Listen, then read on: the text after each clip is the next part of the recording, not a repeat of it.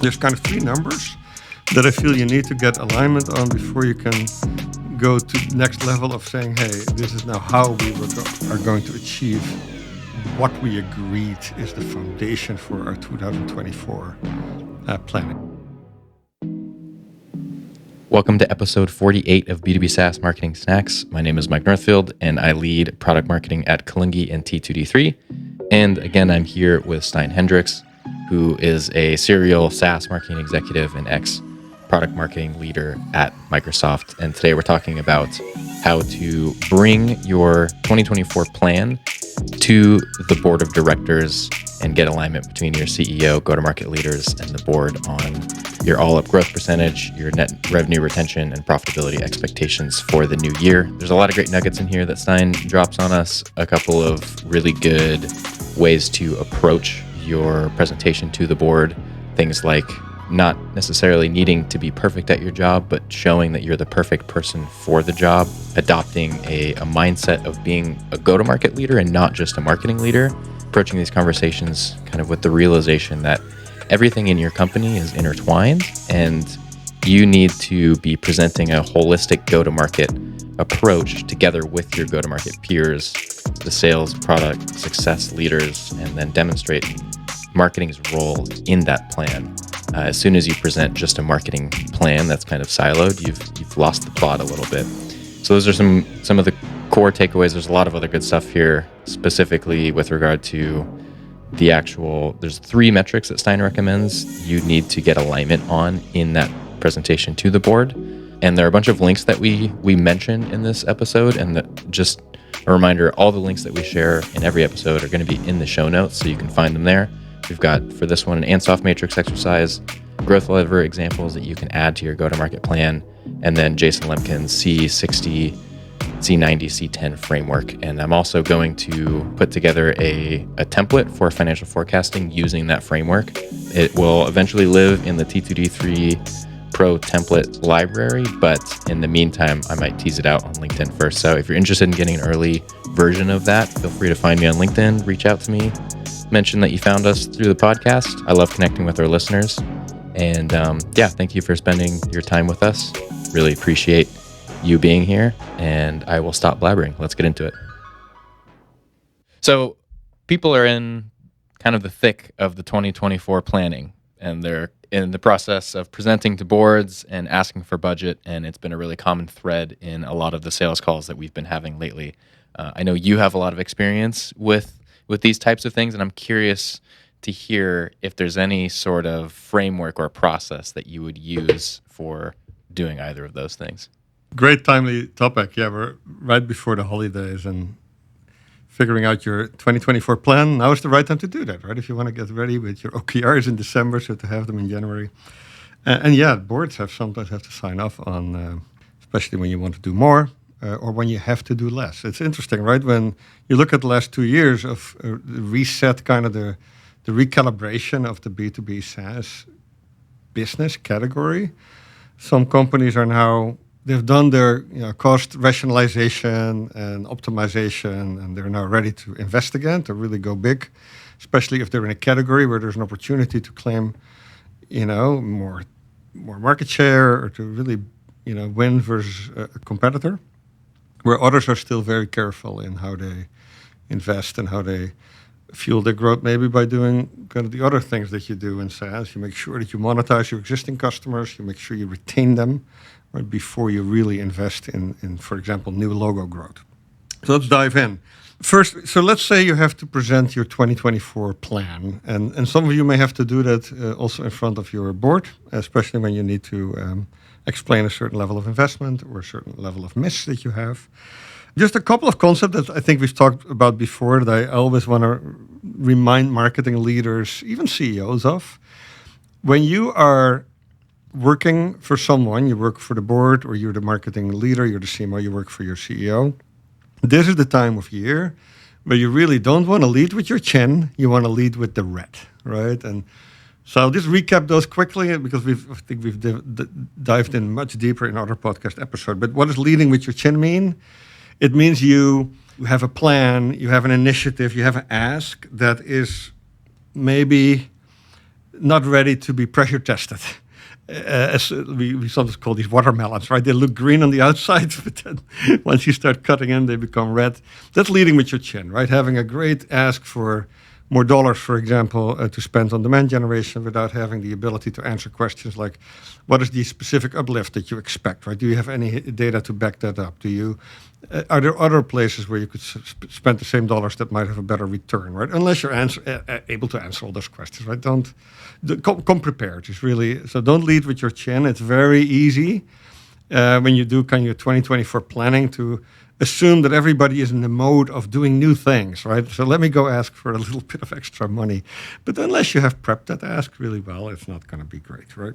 What you do have to do, you have to lead with the red. And leading with the red is really about acknowledging that you're not there to be perfect at your job.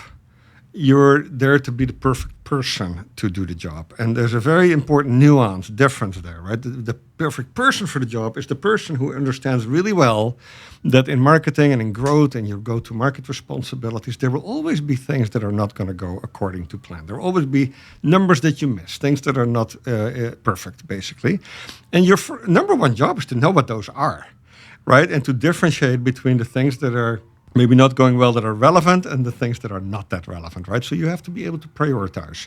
But leading with the red means that you don't hide the things that can be done better. So try to always lead with, hey, if you think of your full demand gen, for example, results, if maybe the total number is great because maybe your average deal value has gone up, but your conversion rates have actually really suffered, right? Or there's certain channels that don't perform well, and even though maybe some other channels made up for those, you still want to talk about the things that went down, right? That did not go according to plan. So leading with the things that you feel are not in great shape gives you so much credibility, right? And this is the time of the year to kind of make up your the full year of, in retrospect, the full year of performance, and be very genuine and very open about the things that did not go according to plan in 2023. Amazing opportunity to get the level of credibility that you need to ask for new things, right? Either for new investments, for new savings, to maybe stop doing certain things. That's also a part of, building a great plan for next year.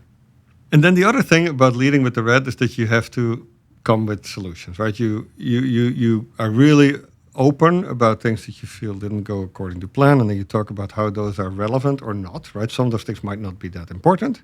There's other things that you would prioritize. And then I think you prioritize, you talk about what you will do about those. That's how you gain credibility. That's how you get support for your new plan. It's not about looking very green, like making everything look perfect, right? Because, by the way, then they might also say, hey, then we kind of don't need to do anything different, right? And don't need any more budget. Yeah. And I'm not saying as a marketing leader, your target should be to get more budget. It's more about to get whatever you think will help the company grow further, right? So now let's get into planning and what I think also you should expect from your board and from your CEO and from the CEO and the board to have real alignment on. There's kind of 3 numbers that I feel you need to get alignment on before you can go to the next level of saying, hey, this is now how we are going to achieve what we agreed is the foundation for our 2024 planning. And these 3 numbers are basically the all-up growth percentage, right? What is the growth ambition for the company?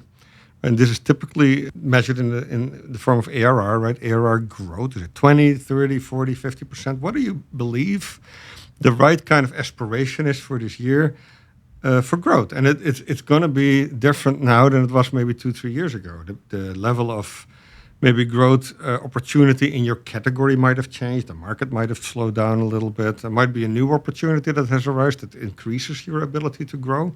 But you have to get real alignment on is 20, 30, 40, 50%. What is the reasonable number to expect for pure growth, right? Which will then help you get to things like bookings and sales numbers and things like that. So that's the first number. The second number, because you build a SaaS business by monetizing your existing clients and then retaining them, and then you actually add new logos, you have to align on the other number, which is NRR, net revenue retention, right? And NRR is a combo metric of 2 things, right? How do you retain the revenue that you have, sometimes also called GRR, gross revenue retention, which is the combination of churn, like how many customers leave and the revenue that they represent, and the attrition of revenue with customers who don't leave. They stay with you, but the amount of revenue they generate decreases, right? So you add those two things together, loss in revenue due to churn and due to attrition, and it gives you your gross revenue retention. This number is usually under 100%. Very hard to get it over 100% mathematically.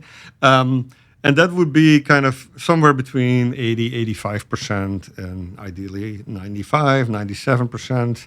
If you have 2-3% churn, right, you're in, that's kind of best of class.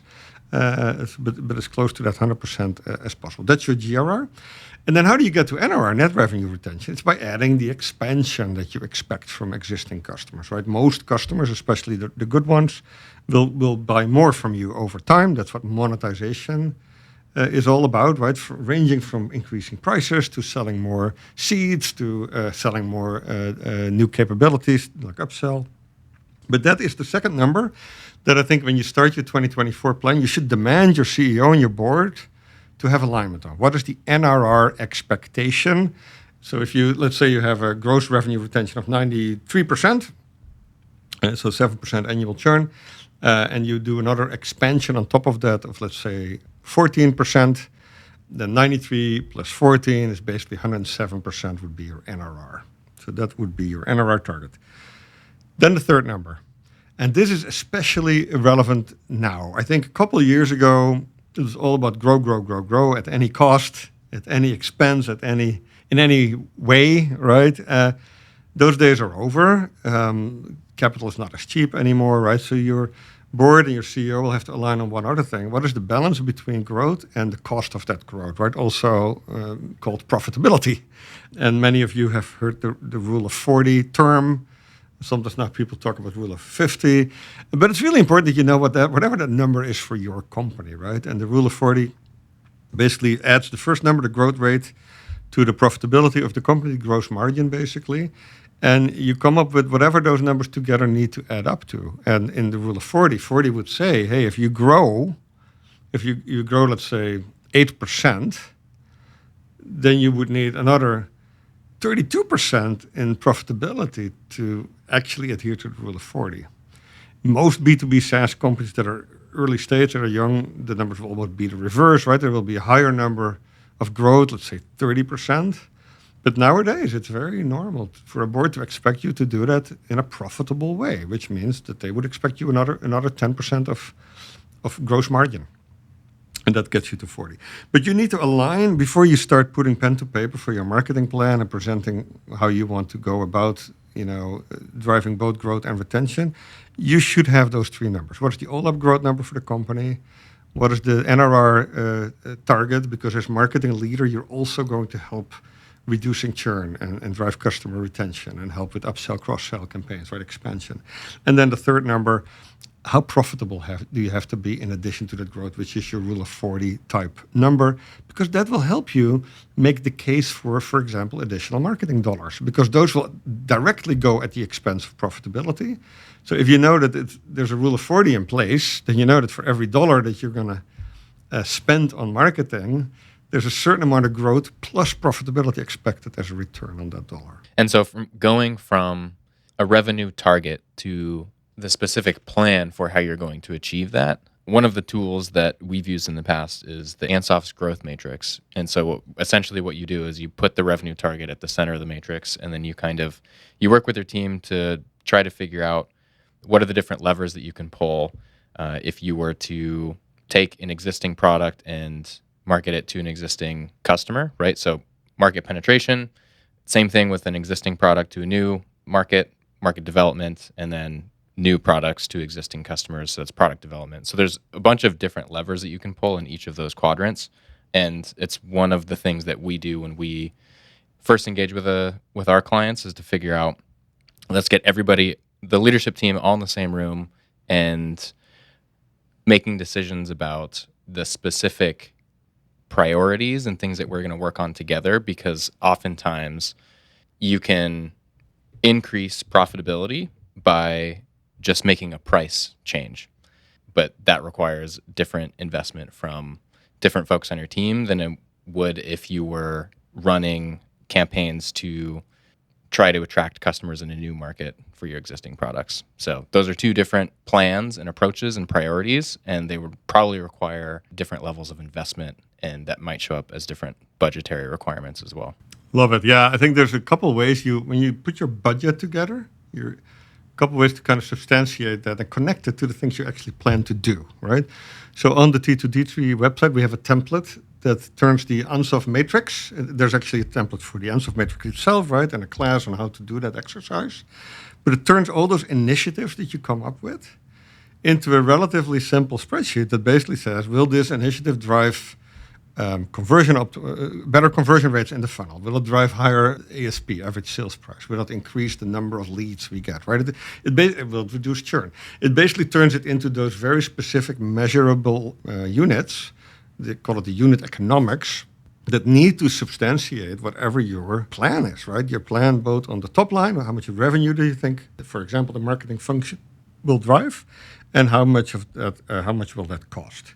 So in that exercise, doing the answer, you will have things like, what do we do with price, right? How's price going to evolve? Are we going to productize any of our professional services and try to turn them into maybe part of our SaaS pricing model, right? There's so many ideas. I think we have a couple of blogs even with lists and lists of things you could put on your initiative list for 2024 to drive growth in those four quadrants of the Ansoff matrix, right? How do you align what customers are asking from you that they would be willing to spend more on with your R&D roadmap, right? And then how do you really go inspect your funnel and to use some benchmarks to say, hey, is my conversion rate from MQL to SQL, is it really optimal? Or is there something we could do there? Is it something we haven't looked at lately, right? Or is there something we could do with training our sales team because we feel maybe we're giving too many discounts, right? And so there's hundreds of things you can do. And this exercise kind of helps you kind of filter those down to the 5 or 10 things that you feel really will drive growth in 2024. And then by connecting those with the ARR drivers, conversion, MQLs, conversion rates, etc., is maybe a useful exercise for people to do. One other thing that I always want to emphasize, you go at the board level, which you go into those conversations always as a go-to-market leader. You're not a marketing leader. You're not a sales leader. All these things really are so intertwined that presenting a marketing plan could be leading with your chin, like right there, right?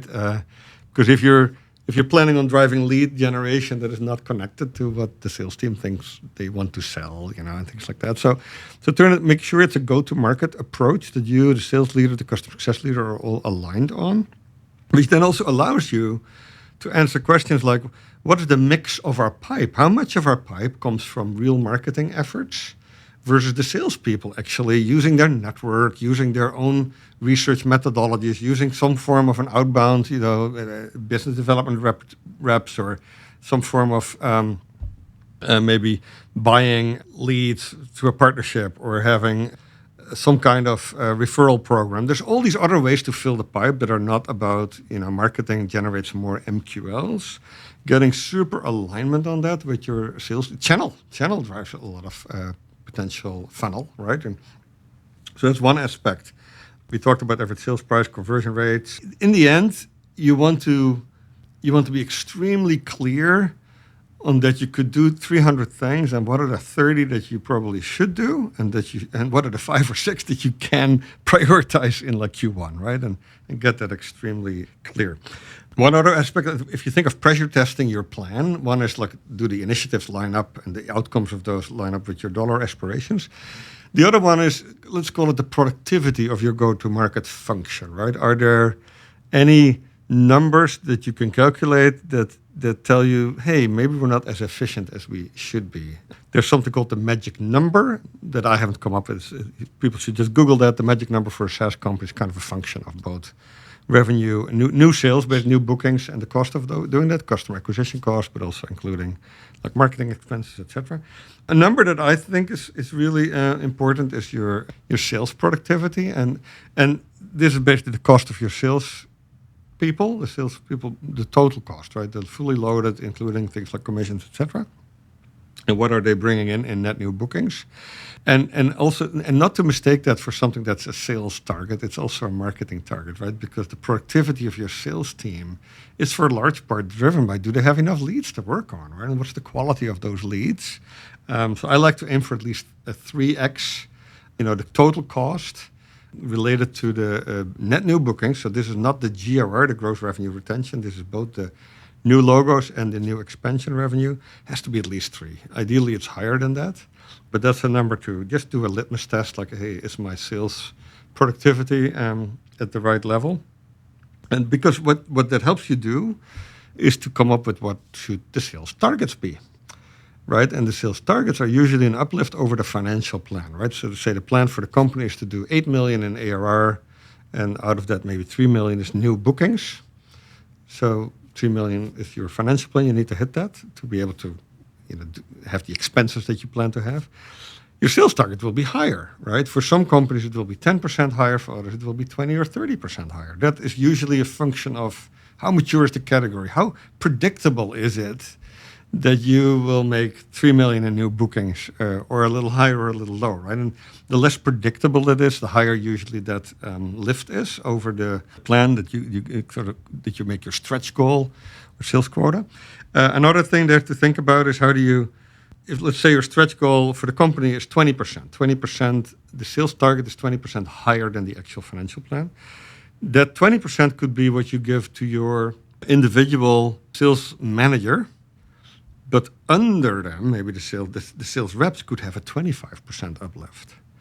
And above the sales manager, let's say the chief revenue officer, it could be a 15% delta. And the reason those should be different is what you don't want to happen is that a sales manager who sits on a certain sales target is incented to keep low-performing salespeople on the team, because otherwise they're afraid that they're not going to make their own stretch sales target. If they would let someone go, and let's say there's nobody in that seat for a couple of months. Now, that, of course, eats into their ability to hit their number.